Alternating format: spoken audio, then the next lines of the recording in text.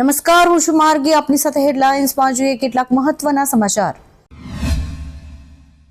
આજે નવરાત્રીનો 5મો દિવસ છે. નવરાત્રીનો 5મો દિવસ સ્કંદ માતાને સમર્પિત હોય છે. વિધિપૂર્વક સ્કંદ માતાની પૂજા કરવાથી તમામ મનોકામના પૂર્ણ થાય છે. સંતાન પ્રાપ્તિ માટે સ્કંદ માતાની પૂજા કરવી શ્રેષ્ઠ મનાય છે. સ્કંદ માતાને 4 હાથ હોય છે, જેમાં તેમના પુત્ર કાર્તિકેય અને કમળ હોય છે અને જગત તારણ વરદ મુદ્રા બનાવેલી હોય છે. જમ્મુ કાશ્મીરમાં ચૂંટણીના પરિણામો આવતા જ ગૃહ મંત્રાલયના આદેશ પર લેફ્ટનન્ટ ગવર્નર મનોજ સિન્હા 5 ધારાસભ્યોને નામાંકિત કરશે, જેથી વિધાનસભામાં કુલ ધારાસભ્યોની સંખ્યા 95 થશે અને બહુમતનો આંકડો 48 થઈ જશે. કલમ 370 હટાવ્યા પછી આ જોગવાઈ જમ્મુ અને કાશ્મીર પુનર્ગઠન અધિનિયમ 2019 હેઠળ કરવામાં આવી હતી. જોકે વિપક્ષ આનો વિરોધ કરી રહ્યો છે. બીજી તરફ પીડીપી નેતા ઇલ્તિજા મુફ્તીએ કહ્યું કે જો આવું જ કરવું હતું તો પછી ચૂંટણી યોજવાની શું જરૂર હતી. વડોદરા મહાનગરપાલિકાની બહાર 500થી વધુ હંગામી કર્મચારીઓ પોતાની પડતર માંગણીઓને લઈને ધરણા પર ઉતર્યા છે. સવારથી જ કર્મચારીઓ કોર્પોરેશન સંકુલની બહાર ધરણા કરી રહ્યા હતા. તહેવારો ટાળે જ પાલિકાના હંગામી કર્મચારીઓ ધરણા પર ઉતરી ગયા છે. તેમનું કહેવું છે કે વર્ષોથી કોન્ટ્રાક્ટ પર કામ કર્યું હોવા છતાં તેમને કાયમી ન કરતા તેઓ આ રીતે વિરોધ વ્યક્ત કરી રહ્યા છે.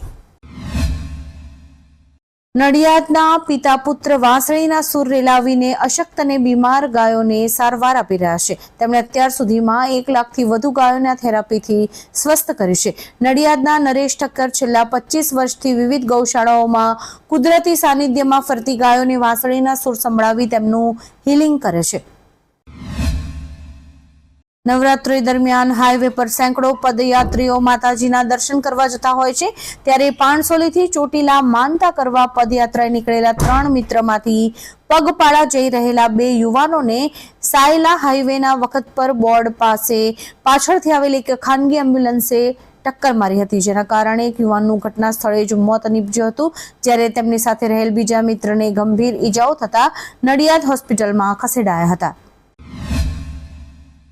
શ્રીલંકન ક્રિકેટ બોર્ડે એક મહત્વનો નિર્ણય લીધો છે. બોર્ડે શ્રીલંકાના ભૂતપૂર્વ દિગ્ગજ ખેલાડી સનથ જયસૂર્યાને તેના નવા મુખ્ય કોચ તરીકે નિયુક્ત કર્યા છે. અગાઉ જયસૂર્યા એક્ટિંગ કોચ તરીકે પોતાની ભૂમિકા ભજવી રહ્યા હતા, પરંતુ હવે બોર્ડે તેમને નિયમિત કોચ બનાવવાનો નિર્ણય લીધો છે. આપને જણાવી દઈએ કે શ્રીલંકન ક્રિકેટ બોર્ડે તેની સત્તાવાર મીડિયા હેન્ડલ દ્વારા આ માહિતી શેર કરી છે.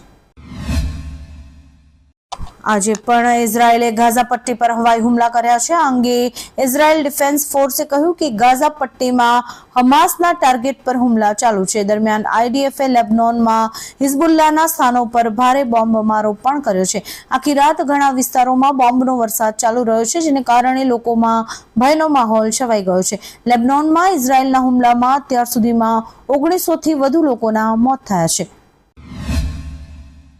દિલ્હી એનસીઆર સહિત દેશના અનેક રાજ્યોમાં આતંકી હુમલાનો ખતરો છે. એજન્સીઝ દ્વારા એલર્ટ જારી કરાયું છે. આતંકવાદીઓ ભીડભાડવાળા વિસ્તારો, ઇઝરાયેલની દૂતાવાસ, વિદેશી અવરજવર ધરાવતા વિસ્તારો અને અન્ય ધાર્મિક સ્થળોને નિશાન બનાવી શકે છે. આ ઇન્ટેલિજન્સ એલર્ટ નવરાત્રીથી લઈને દિવાળી સુધી જારી કરવામાં આવ્યું છે. આતંકીઓ દિવાળી કે રામલીલા દરમિયાન મોટી તબાહી કરી શકે છે. કચ્છમાંથી ફરી એકવાર ડ્રગ્સ પકડાયું છે. સામે આવેલી માહિતી અનુસાર પૂર્વ કચ્છ પોલીસે ગાંધીધામના ખારી રોહરમાંથી 11 કિલો કોકેઇન જપ્ત કર્યું છે.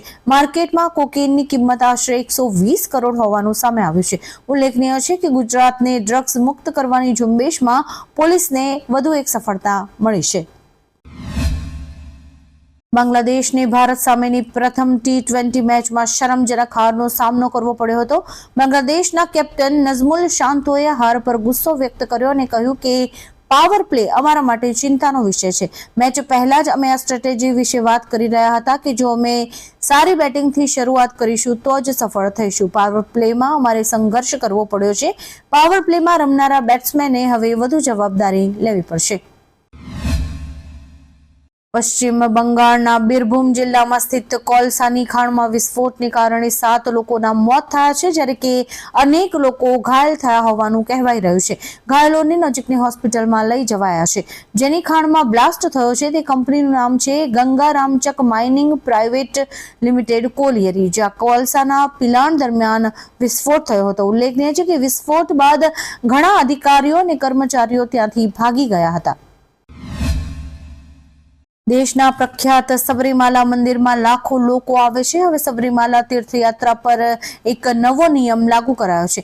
કેરળ સરકારે તીર્થયાત્રાને લઈને જાહેરાત કરી છે કે હવેથી તેના માટે એડવાન્સ ઓનલાઈન બુકિંગ કરવામાં આવશે. આ સિવાય ભગવાન અયપ્પા મંદિરમાં ભક્તો માટે જવાની મર્યાદા પણ નક્કી કરવામાં આવી છે. સાથે જ હવે ત્યાં પહોંચીને થતું સ્પોટ બુકિંગ પણ બંધ કરાયું છે. માલદીવના પ્રમુખ મોહમ્મદ મુઇઝ્ઝુએ જણાવ્યું છે કે માલદીવ ક્યારેય એવું કંઈ નહીં કરે જે ભારતની સુરક્ષાને નુકસાન પહોંચાડે. ભારત માલદીવનો મૂલ્યવાન ભાગીદાર અને મિત્ર છે. અમારા સંબંધો સહિયારા હિતોના આધારે બનેલા છે. જ્યારે અમે વિવિધ ક્ષેત્રોમાં અન્ય દેશો સાથે અમારો સહયોગ વિસ્તારીએ છીએ ત્યારે અમે એ સુનિશ્ચિત કરવા માટે પ્રતિબદ્ધ છીએ કે અમારા કાર્યો અને અમારા ક્ષેત્રની સુરક્ષા અને સ્થિરતા સાથે સમાધાન ન થાય. ગુજરાત સહિત 5 રાજ્યોમાં ફેલાયેલા કિડની ટ્રાન્સપ્લાન્ટના કૌભાંડનો પર્દાફાશ થયો છે. આ મામલે આરોપીઓ ઝડપાયા છે. કૌભાંડનો માસ્ટરમાઇન્ડ MBAની ડિગ્રી ધરાવે છે. આરોપી સંદીપ આર્યએ 34 કિડની ગેરકાયદેસર ટ્રાન્સપ્લાન્ટ કરાવીને ₹10 કરોડ પડાવ્યા હતા. સામે આવેલી માહિતી અનુસાર સંદીપ આર્ય તમામ કિડની ટ્રાન્સપ્લાન્ટ માટે ₹35 થી 40 લાખની રકમ પડાવતો હતો.